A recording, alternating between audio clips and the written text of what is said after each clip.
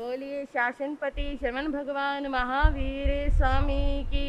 चारित्र चूड़ामणि गुरुदेव श्री मायाराम जी महाराज की। खद्दर धारिणी महान साध्वी श्री मथुरा देवी जी महाराज की।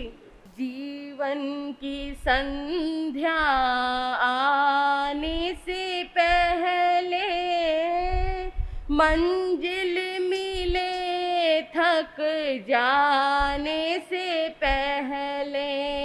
जीवन की संध्या आने से पहले मंजिल मिले थक जाने से पहले। बिस्तर ठीक बिछा लो दीप बुझाने से पहले। जीवन की संध्या आने से पहले मंजिल मिले थक जाने से पहले। दुनिया में रह के सुख यदि पाना है, सबसे ही संबंध मधुर बनाना है। दुनिया में रह के सुख यदि पाना है, सबसे ही संबंध मधुर बनाना है। साज मिलाओ गाने से पहले मंजिल मिले थक जाने से पहले। बिस्तर ठीक बिछा लो दीप बुझाने से पहले। जीवन की संध्या आने से पहले मंजिल मिले थक जाने से पहले। धन भी जरूरी है इसमें न शक है, किंतु धर्म उससे भी आवश्यक है। धन भी जरूरी है इसमें न शक है, किंतु धर्म उससे भी आवश्यक है।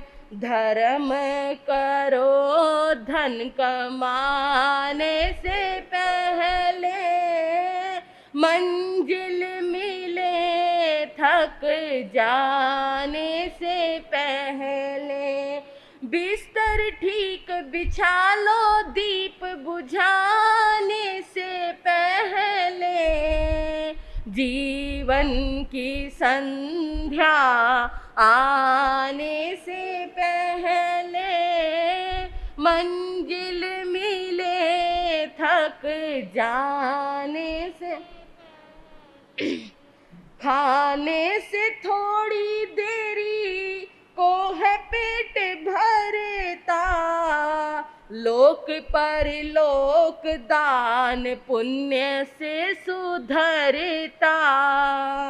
खाने से थोड़ी देरी को है पेट भरता, लोक परलोक दान पुण्य से सुधरता। दान भी करो कुछ खाने से पहले मंजिल मिले थक जाने से पहले। बिस्तर ठीक बिछा लो दीप बुझाने से पहले।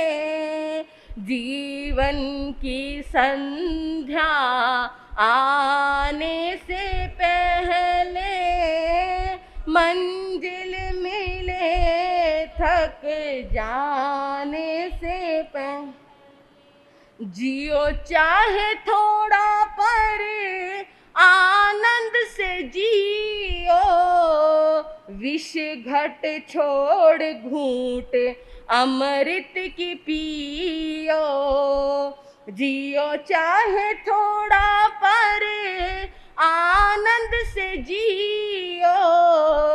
विष घट छोड़ घूंट अमृत की पियो, होना विदा गम उठाने से पहले, मंजिल मिले थक जाने से पहले। जीवन की संध्या आने से पहले, मंजिल मिले थक जाने से पहले। बिस्तर ठीक बिछा लो दीप बुझाने से पहले, जीवन की संध्या आने से पहले, मंजिल मिले थक जाने से पहले, मंजिल मिले थक जाने से पहले। त्रिशैलानंदनं प्रभु परमेश्वरं, त्रिशैलानंदनं प्रभु परमेश्वरं, स्वीकारो प्रभु मेरा मंत्रणं, स्वीकारो प्रभु मेरा मंत्रणं। वीर अति वीर की धीर गंभीर की, वीर अति वीर की धीर गंभीर की, सन्मति वीर की जय हो महावीर की, सन्मति वीर की जय हो महावीर की, सन्मति वीर की जय हो की। अनंत उपकारी शासनपति शरमन भगवान महावीर स्वामी को अनंत अनंत वंदन करने के पश्चात परम पूज्य परम श्रद्धेय मेरी आस्थाओं के सुमेरु शिखर पूज्य गुरुदेव एवं मेरे जीवन के निर्माता श्री गुरनी जी महाराज के पवित्र पावन चरण कमलों में रहकर जो कुछ भी मैं अपनी अल्प बुद्धि द्वारा ग्रहण कर रही हूँ वह आपके समक्ष कहने का प्रयास करूँगी। उपस्थित धर्म प्रेमी श्रोतागण, आप सभी बड़ी श्रद्धा और भक्ति के साथ भगवान महावीर स्वामी की स्तुति को श्रवण कर रहे हैं, जिसमें छठी गाथा का वर्णन चल रहा है। से भूई पन्ने अणिये आचारी, ओहंतरे धीरे अनंत चक्षु, अनुत्तरं तपई सूर्येवा, वैरोए निंदेव तमं पगासे। से भूई पन्ने अणिये आचारी, ओहंतरे धीरे अनंत चक्षु, अनुत्तरं तपई सूर्येवा, वैरोए निंदेव तमं पगासे।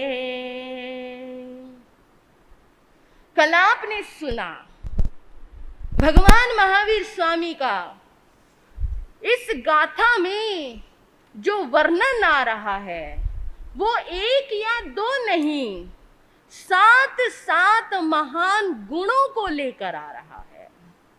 और उसमें जो प्रथम महान गुण उनका बताया, भूति प्रज्ञ, परम बुद्धिमान। ज्ञान अलग है, बुद्धि का होना अलग है।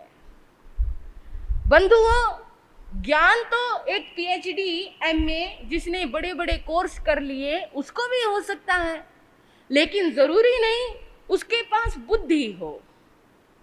और एक अनजान व्यक्ति जो पढ़ा लिखा नहीं है उसके पास बुद्धि हो सकती है। वो अपनी बुद्धि के बल पर, बुद्धि के दम पर वो बड़े बड़े काम कर सकता है जो दुनिया में कोई ना कर पाए। और आपने इसी बुद्धि का करिश्मा कल सुना था, और आज हम चर्चा करते हैं अणिये आचार्य, उनके दूसरे गुण की चर्चा करते हैं।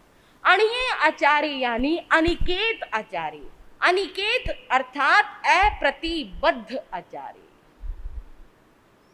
थोड़ा सा समझना होगा बंधुओं, वैसे तो विषय और भी थे सुनाने को, लेकिन मैंने जो आपके सामने मनोभाव रखा वीरथुई को सुनाने का, कि आप महावीर को जाने, उनके प्रत्येक गुण को जाने, उन्होंने जो अपने जीवन में किया आप उससे परिचित हो। मैं ये नहीं कह सकती कि आप महावीर भगवान को नहीं जानते, जानते हो। 2500 वर्ष पहले इस पृथ्वी पर हमारे 24वें तीर्थंकर का अवतरण हुआ था। उनका विशाल साम्राज्य था, उन्होंने विशाल साम्राज्य को छोड़कर दीक्षा अंगीकार की थी, कठोर साधना की, कठोर तपस्याएं की, चंडकोशिक को तार दिया, अर्जुन माली को तार दिया, चंदनबाला का उद्धार किया, गौतम जैसे उनके महान शिष्य हो गए और अंत में मोक्ष को प्राप्त किया। आप यदि परिचित हो भगवान महावीर से तो सिर्फ इन्हीं शब्दों में परिचित हो, लेकिन आपकी आने वाली पीढ़ी तो भगवान महावीर को इतने अंश में भी नहीं जानती, इतने अंश में भी वो भगवान महावीर को नहीं पहचानती। यदि आप अपने बच्चों से पूछें कि तुम्हारे भगवान कौन है, उन्हें ये नहीं पता कि हमारे भगवान कौन है। हैरानी की बात है ये। एक बार कुछ बच्चे दर्शन करने के लिए आए, साध्वियों ने पूछ लिया, गुनी जी ने कहा भाई बच्चों को थोड़ा सा तिखुतो वगैरह का पाठ याद कराओ, आता है तो सुन लो। बच्चे बैठे हुए थे, साध्वी जी ने पूछा, बच्चों 24 तीर्थंकरों के नाम आते हैं? हाँ। अच्छा ये बताओ तुम्हारे भगवान कौन है? जैनियों के बच्चे पूछा, पता ही होगा तुम्हारे भगवान कौन है। बंधुओं, मैं कहना तो नहीं चाहूंगी, लेकिन बस आपको इशारा भर दे दूंगी। जिन गुरुओं को वो मानते थे उन्होंने कहा हमारे भगवान, हमारे तीर्थंकर ये है। उन्होंने उनका नाम लिया, उन्होंने कहा ये भगवान नहीं, ये तो गुरु है, हमारे भगवान तो 24 तीर्थंकर होते हैं। कहने लगे पता नहीं जी, मम्मी पापा शुरू से यही कहते हैं, यही हमारे भगवान हैं, यही हमारे गुरु हैं। कितना परिचय करवाया हमने अपने बच्चों को भगवान से। ठीक है, गुरु हमारी नैया को तिराने वाले हैं, गुरु हमारी आत्मा का उद्धार करने वाले हैं, लेकिन यदि चिंतन करके देखा जाए गुरु को बनाने वाले कौन है? वो तीर्थंकर भगवान ही तो है, वो परम पिता, वो परम गुरु है। इस दुनिया के पहले गुरु यदि कोई है तो वो आदिनाथ भगवान है। उनसे बड़ा गुरु इस संसार में कोई नहीं है। इस अवसर्पणी काल में यदि किसी ने अपने शिष्यों को ज्ञान दिया तो वो हमारे आदि गुरु प्रथम तीर्थंकर ऋषभदेव भगवान थे। अगर तीर्थंकर ना होते तो गुरु कहाँ से होते? तीर्थंकर तीर्थ की स्थापना ना करते तो गुरु कहाँ से होते? हमारे ऊपर अरिहंत भगवंतों का सबसे बड़ा उपकार है, इसलिए 5 पदों में भी नमो सिद्धानं को प्रथम पद ना देकर प्रथम पद किसे दिया गया? नमो अरिहंता। अगर गुरु की ही प्रमुखता होती तो नमो लोए सब साहुनं को 5वां स्थान ना देकर पहला स्थान दिया होता। नमो अरिहंतानंग, तीर्थंकर भगवंतों से ही क्या होता है, तीर्थंकर भगवंतों से ही ज्ञान मिलता है, उसी ज्ञान को प्राप्त करके मोक्ष मिलता है। इसलिए नमो सिद्धानम। सिद्ध कहां से हुए? तीर्थंकर भगवंतों से ज्ञान लेकर ही तो सिद्ध हुए। बंधुओं, आज हमारे बच्चों को ये भी नहीं पता हमारे भगवान कौन है।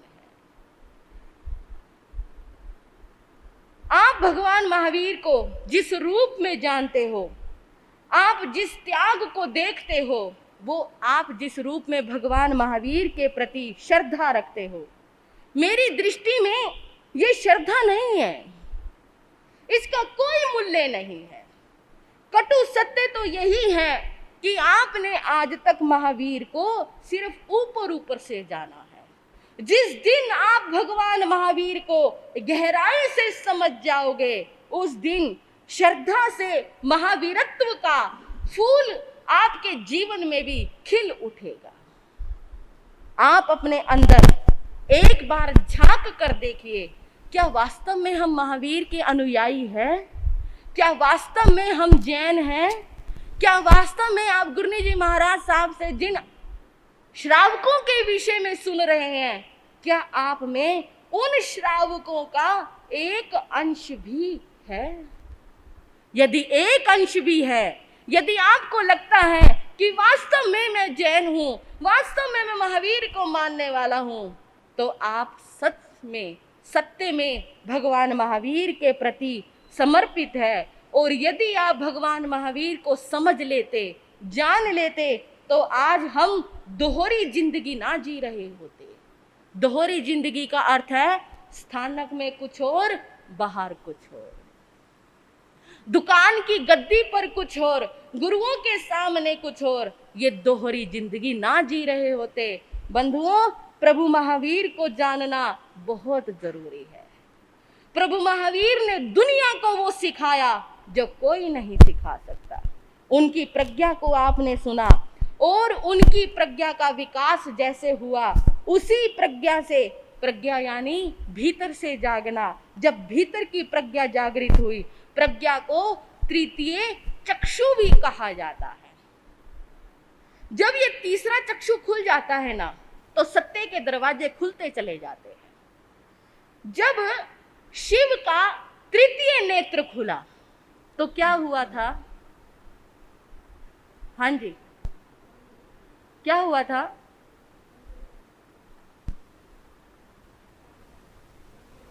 प्रलय, कुछ और भी हुआ होगा। जब शिव का तीसरा नेत्र खुला तो कामदेव जलकर स्वाहा हो गया था। जब कामदेव ने अपना तीर शिव पर छोड़ा था, उनको काम भोग के प्रति आसक्त करने के लिए, तो शिव ध्यान में बैठे हुए थे वर्षों की साधना में। जैसे ही वो तीर लगा और शिव जी का तीसरा नेत्र खुला, तीसरा नेत्र खुलते ही कामदेव वहीं पर जलकर स्वाहा हो गया।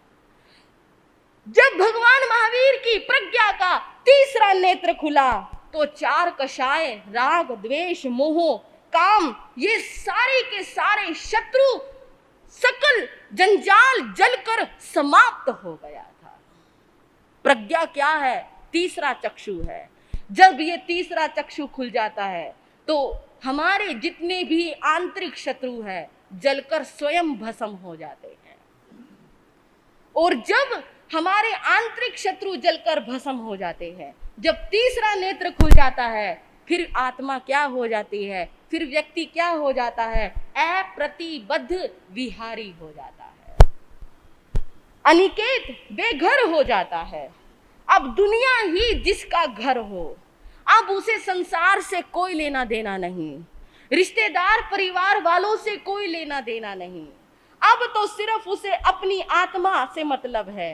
अब अपनी आत्मा की कमाई करनी है, आत्मा के लिए जीना है, आत्मा के लिए मरना है। और इतना ही नहीं, और अपने संसर्ग में आने वाले सभी जीव आत्माओं को भी सत्य का बोध कराना है।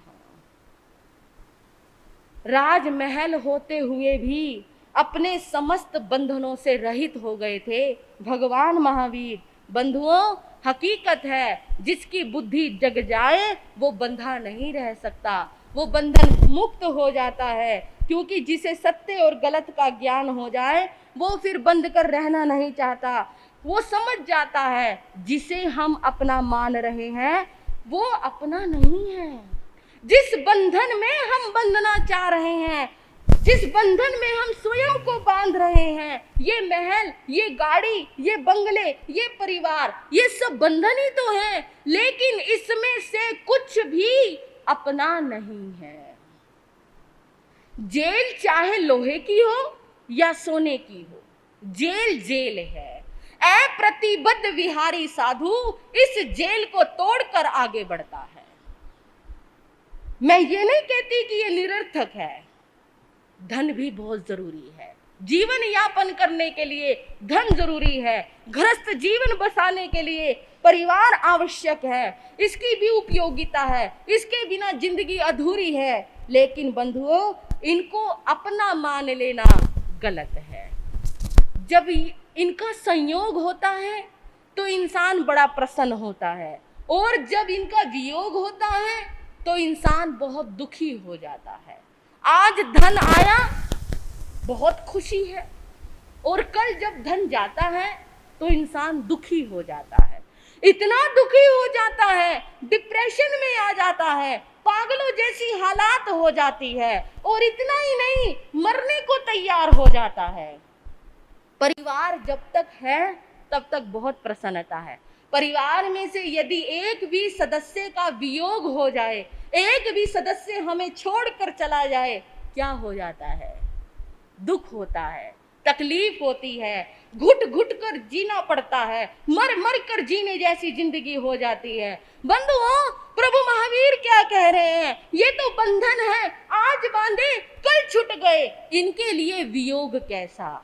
और ये बंधन एक जन्म से नहीं, अनंत अनंत जन्मों से ये आत्मा बांधती आ रही है, अनंत जन्मों में नया परिवार बसाती है। जो माता पिता आपके आज है, अगले जन्म में वो नहीं होंगे। जो आज आपके पति पत्नी हैं, अगले जन्मों में वो नहीं होंगे, दूसरे हो जाएंगे, फिर एक नया बंधन बंध जाएगा। भगवान ने कहा प्रयास करो इन बंधनों से मुक्त होने का। जब ये बंधन ही खत्म हो जाएंगे तो ना संयोग रहेगा, ना वियोग रहेगा, फिर ना वियोग होगा तो ना ही दुख होगा, और जब दुख नहीं होगा तो परम शांति का अनुभव होगा। यही है, और यही करना प्रभु महावीर का सिद्धांत है। इब्राहिम बादशाह, उनके द्वार पर एक फकीर आया, घूमता हुआ आ गया, उधर से निकल रहा था। जब वो राजमहल में प्रवेश करने लगा, द्वार पर खड़े हुए द्वारपाल ने उसको रोका और कहा आप अंदर नहीं जा सकते। क्यों नहीं जा सकता? ये सराय है, यहाँ पर मुझे रात को ठहरना है, रात रात ठहरूंगा, कल चला जाऊंगा। द्वारपाल कहने लगा अरे तुम्हें इतना बड़ा महल सराय नजर आता है? ये राजमहल है, यहाँ हमारे बादशाह रहते हैं, ये सराय नहीं है। फकीर कहने लगा नहीं नहीं, ये तो सराय है, तुम्हें नहीं पता, मुझे पता है, ये सराय है और मैं यहाँ पर रात को रुक कर जाऊंगा। दोनों में वाद विवाद हो रहा था। ऊपर से इब्राहिम ने खिड़की में से देखा नीचे कुछ झगड़ा सा हो रहा है। इब्राहिम नीचे उतर कर आए, द्वारपाल के पास आकर कहने लगे क्या हो गया? कहने लगे बादशाह देखो ना, ये फकीर अंदर आने की जिद कर रहा है, बार बार कह रहा है मैं इस सराय में रात बिताना चाहता हूँ, और मैंने इसको बताया कि ये सराय नहीं है, ये राजमहल है, ये समझता ही नहीं। इब्राहिम कहने लगे फकीर जी, द्वारपाल ठीक कह रहा है, ये राजमहल है, सराय नहीं है, और मैं यहाँ का बादशाह हूँ और ये मेरा महल है। फकीर हंसा, कहने लगा, उसको इब्राहिम को बड़े गौर से ऊपर से नीचे तक देखा, बोला ये आपका महल है? हाँ ये मेरा महल है, लेकिन यहाँ मैं 20 साल पहले आया था, तब भी द्वारपाल ने मुझे रोक दिया था। तब अंदर से एक बुजुर्ग व्यक्ति आया और उसने इस महल को अपना बताया था, तब यहाँ पर कोई और रहता था। हाँ, वो मेरे बाबा थे, वो मेरे दादा थे, वो अब इस संसार में नहीं है, वो गुजर गए। अच्छा, मैं 5 साल पहले भी यहाँ पर आया था, तब भी द्वारपाल ने मुझे अंदर नहीं आने दिया था, तब भी अंदर से एक व्यक्ति निकल कर आया, वो भी इस महल को अपना बता रहा था। हाँ, वो मेरे अब्बा जान थे, वो मेरे पिताजी थे, लेकिन वो भी अचानक चल बसे, अब वो भी इस संसार में नहीं है। अच्छा, तो क्या मैं जब भविष्य में आऊंगा, जब मैं कभी इधर से गुजरूंगा, तो क्या तुम मुझे मिलोगे? हाँ जी भाइयों, क्या तुम मुझे मिलोगे? इब्राहिम कहने लगे, कहाँ नहीं जा सकता, पल भर का भरोसा नहीं है, कल का भी भरोसा नहीं है। मेरे पिताजी कौन सा जा रहे थे संसार छोड़कर, उन्हें भी अकाल मृत्यु आ गई, इसलिए मैं अपने बारे में क्या कह सकता हूं। फकीर खिलखिलाकर हंस पड़ा, जोर जोर से हंसने लगा और कहने लगा, जहां कल कोई और था, आज कोई और है, भविष्य में कल को कोई और होगा, वो सराय नहीं तो और क्या है। हाँ जी, जिस आप सराय में जाते हैं, 10-12 दिन वहां होटल की बुकिंग करते हैं और 10-12 दिन बाद वहां से चले जाते हैं, ऐसे उसको क्या कहते हैं, सराय कहते हैं, धर्मशाला कहते हैं, होटल कहते हैं। यानी उस पर आपका परमानेंट कोई अधिकार नहीं है। कल कोई और आया, आज कोई और आया, परसों कोई और आएगा। वो कहने लगा, फिर ये सराय नहीं तो और क्या है? तुम इसको महल बताते हो, ये महल थोड़ी है, ये तो सराय है। भूल मैं नहीं, भूल तुम कर रहे हो। जहां रोज मालिक बदलते रहते हो, उसे अपना कहना मूर्खता है। यह सुनकर इब्राहिम हिल गया, चौंक गया, और जैसे ही ये बात सुनी, उनकी बात को सुनकर उसके प्रज्ञा का द्वार खुल गया। कहा, महात्मा जी, आप बिल्कुल ठीक कहते हो, आज आपने मेरे अंतर नेत्रों को खोल दिया, आज आपने मेरे प्रज्ञा नेत्र को खोल दिया। लो, अब इस सराय में आपको जितने दिन ठहरना हो ठहरो, और मैं तो इस सराय को छोड़कर चलता हूं। बस उसी समय इब्राहिम वहां से निकले और अप्रतिबद्ध विहारी हो गए। कब हुए? जब उन्होंने बंधनों को त्यागना उचित समझा। जब तक बंधन है तब तक हम पड़े हुए हैं संसार में, लेकिन जिस दिन बंधन समाप्त हो जाते हैं, उसी दिन बंधुओं ये आत्मा संसार को छोड़ने के लिए ललायत हो जाती है। उसे ये संसार एक बंधन लगने लगता है। सच यही है, पर समझते नहीं हैं। सच यही है, तुम जिसे अपना मान रहे हो वो तुम्हारा अपना नहीं है। किसी ने बड़ा सुंदर कहा है, जिस जिसको तू अपना समझे वो सब तुझसे दूर है। जिस जिसको तू अपना समझे वो सब तुझसे दूर है। फिर क्यों बांधे पाप गठरिया, चेतन क्यों मजबूर है। फिर क्यों बांधे पाप गठरिया, चेतन क्यों मजबूर है। किनके लिए पाप की गठरी बांध रहे हो? उन बच्चों के लिए जो कभी आपके थे ही नहीं। किनके लिए धर्म प्रवचन सामायिक संवर छोड़ रहे हो?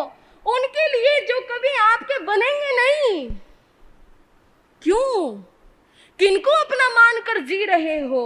ठीक है, संसार बसाना है, लेकिन संसार में रचकर अगला जन्म नहीं बिगाड़ना, अगला जन्म भी सुधारना है। बड़े बड़े चक्रवर्ती सम्राटों ने संसार बसाया।